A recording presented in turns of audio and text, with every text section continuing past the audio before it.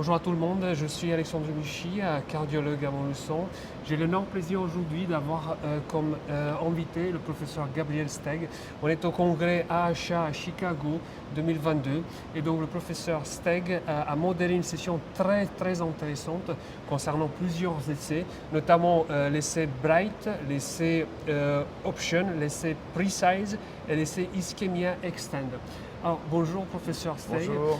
Je souhaiterais juste que vous nous donnez vos coups de cœur de cette session qui était extrêmement intéressante et je pense surtout l'essai Bright, vous allez nous en dire plus. Alors Bright 4, c'est un essai qui s'est intéressé à la question de quel est le meilleur anticoagulant comme traitement adjuvant de l'angioplastie primaire pour l'infarctus avec sus-décalage de ST. C'est un sujet qui est débattu depuis longtemps parce que ça fait 15 ans qu'on avait eu les résultats de Horizon MI qui avait suggéré que la bivalirudine réduisait les saignements, mais réduisait également le risque d'événements adverses et pouvait réduire la mortalité. Mais l'essai Horizon et les essais qui ont suivi ont été critiqués parce que dans le bras contrôle, il y avait de l'héparine et des anti-GPB3A qui pouvaient augmenter artificiellement le risque de saignement dans le bras contrôle, parce que beaucoup de ces essais ont été faits à l'époque chez les patients qui avaient une coronarographie par voie fémorale, ce qui majorait le taux de saignement, parce que tout le monde parfois n'était pas seulement traité par de l'héparine ou de la bivalirudine, mais il y avait eu beaucoup d'héparine données dans les deux bras de l'étude, dans l'ambulance ou aux urgences avant la randomisation, ce qui pouvait être un facteur de confusion, et puis parce que les résultats des essais n'étaient pas entièrement concordants. Et en particulier, il y a eu en 2014 un essai britannique, qui était un essai monocentrique, mais qui était un essai très bien fait, très simple, qui avait comparé la bivalirudine avec un bolus, une perfusion arrêtée à la fin de la procédure, donc très court, et l'héparine non fractionnée, et qui a montré que dans ce contexte, l'héparine non fractionnée faisait mieux sur les événements thrombotiques, avec moins de thrombose de stent, moins d'événements ischémiques, sans qu'il y ait d'augmentation du risque hémorragique. Et ça a abouti quasiment à l'abandon de la bivalirudine comme traitement. Alors, c'est le grand mérite de nos collègues chinois d'avoir revisité cette question et d'avoir fait le plus grand essai jamais fait dans cette question, puisqu'ils ont fait un essai qui est sur 6000 patients randomisés, tous avec des STEMI. Un essai qui est très propre, très bien fait, c'est-à-dire que c'est vraiment héparine contre bivalirudine avec tout le monde par voie radiale, tout le monde qui reçoit un traitement antiplaquettaire moderne, avec pas de facteur de confusion par les anticoagulants avant la randomisation. Il y a un seul anticoagulant dans chaque bras. Les patients sont très bien suivis, 99,7% de suivi. Donc un essai qui est vraiment bien fait, qui est vraiment propre et dont les conclusions sont très claires en fait. Et un peu à la surprise générale, il y a une réduction du critère primaire de jugement très nette par la bivalirudine. Le critère primaire de jugement, c'était décès cardiovasculaire ou saignement grave, BARC 3 ou 5. Et les deux composants de ce critère sont tous les deux réduits. C'est-à-dire la mortalité toute cause est réduite de 0,9% en valeur absolue, de 25% en valeur relative, ce qui est important. Et les saignements sont également réduits. Et c'est obtenu sans augmentation du risque de thrombose de stent, sans augmentation du risque de MACE, qui au contraire sont réduits par la bivalirudine. Donc en fait, la bivalirudine gagne sur tous les tableaux, efficacité et sécurité. Et du coup, c'est un peu perturbant parce que ça va nous obliger à revenir à la bivalirudine.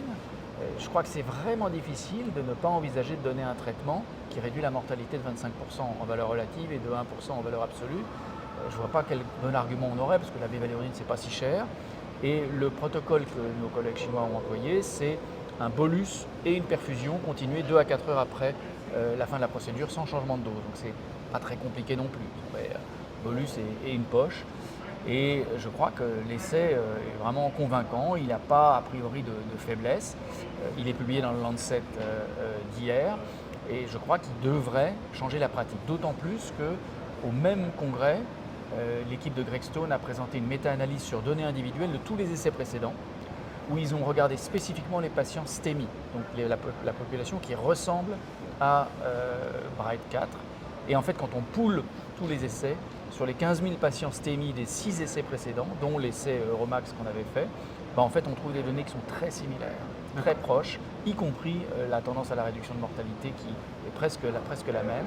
Et je pense que donc du coup ça devient un peu inévitable de se poser la question de revenir à la bivalirudine. En tout cas je pense qu'on va nous dans le service se poser la question.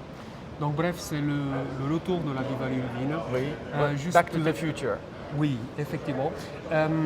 Quelle est la différence entre l'essai anglais et cet essai, pourquoi il y a un peu ces différences? Est-ce qu'il y a le post-bolus, Alors je pense l'entretien? que le fait d'avoir arrêté la perfusion juste à la fin de la procédure avec la bivalirudine a beaucoup désavantagé la bivalirudine parce que contrairement à l'héparine qui a un effet résiduel pendant 2 à 4 heures, la demi-vie c'est de 4 heures, la bivalirudine, quand vous arrêtez la perfusion, l'anticoagulant s'en va. Et comme on sait que par ailleurs les traitements antiplaquettaires oraux, même le ticagrelor et le prasugrel, mettent 2-3 heures à être complètement efficaces, les patients qui avaient une angioplastie primaire chez qui on arrêtait la bivalirudine, ils se retrouvaient en fin de procédure sans avoir d'inhibition de P2Y12, sans avoir d'anticoagulant, avec quand même, ils venaient d'avoir un stent dans un contexte hautement thrombotique. Et je pense que c'est ça qui a plombé l'essai anglais. D'accord. Je vous remercie infiniment, professeur Steg. Est-ce que pourriez-vous nous parler de l'autre essai important qui a été présenté lors de cette session, notamment l'essai Ischemia Extend? Alors Ischemia, c'est évidemment un essai extrêmement important qui a contribué à changer les pratiques de la revascularisation dans la maladie coronaire stable, puisqu'il n'avait pas montré de bénéfice pronostique de la revascularisation systématique par rapport à une stratégie de traitement médical intensif chez les coronariens stables, même avec de l'ischémie myocardique. C'est quand même important. Mais cet essai avait été, ce qui avait d'intéressant, c'est qu'il semblait y avoir un croisement des courbes vers 2 ans et demi, 3 ans, et avec l'idée que peut-être avec un suivi plus long, on verrait émerger un bénéfice d'une stratégie invasive. Et donc, les investigateurs d'ischémie ont obtenu un financement pour prolonger le suivi, et en particulier regarder la mortalité. Et avec 2 ans et demi de suivi en plus par rapport à l'essai initial, et c'est encore une analyse intérimaire, ça n'est pas le résultat définitif, où on aura 10 ans de suivi, mais avec maintenant un peu plus de 5 ans de suivi après la fin de la randomisation, eh bien, on ne voit toujours pas émerger de différence de mortalité. La mortalité toute cause est la même.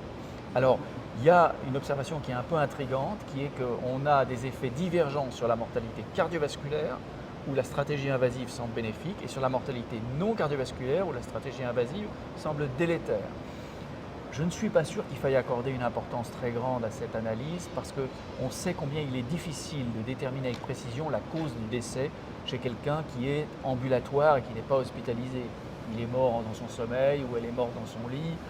Est-ce que c'était cardiovasculaire, est-ce que c'était pas cardiovasculaire? Très souvent, on ne le sait pas avec précision. Et donc je pense que l'adjudication des causes de décès est quelque chose qui est assez faible, mais la mortalité toute cause, elle est absolument superposable dans les deux groupes. Donc on n'améliore pas la quantité de vie par la revascularisation.